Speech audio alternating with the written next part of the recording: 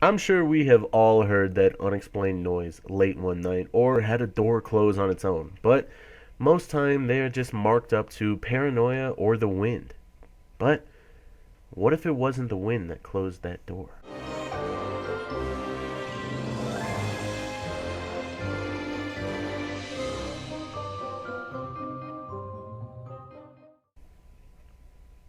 Earlier on this week, I talked about my grandmother practicing witchcraft and the effect it had on the people around her and the house that she lived in.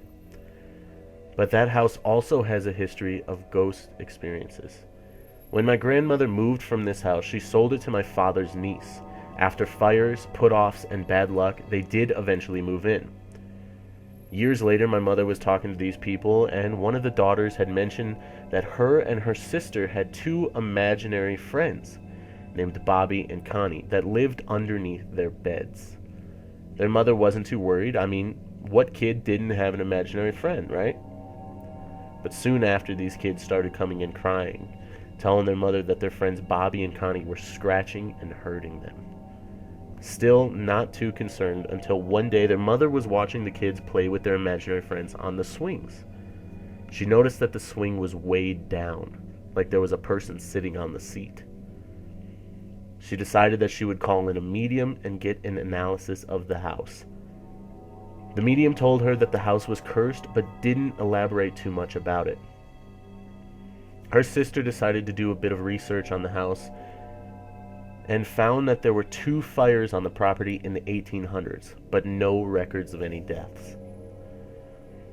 Now, these encounters with Bobby and Connie did eventually die down, but to this day, both girls still remember them. Now, my family did do some research as far back as the early 40s, and every family has had some sort of bad luck, whether it has been abuse, addictions, fires, terrible accidents, and even deaths while living in that house. There was one story that my aunt had told my mom. Shortly after my mom's stepfather had died in a tragic accident, my aunts were sitting at the table in their house talking about how abusive this guy really was, and that their sister and her kids were probably better off that he had died.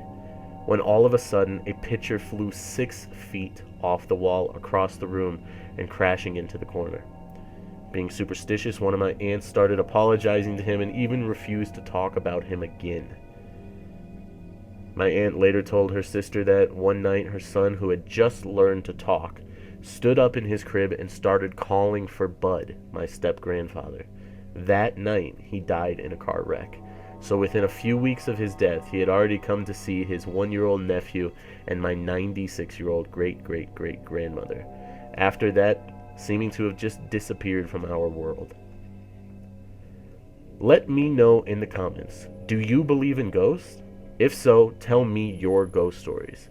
I have been Hippie, and I'll see you guys tomorrow with some more spooky stories.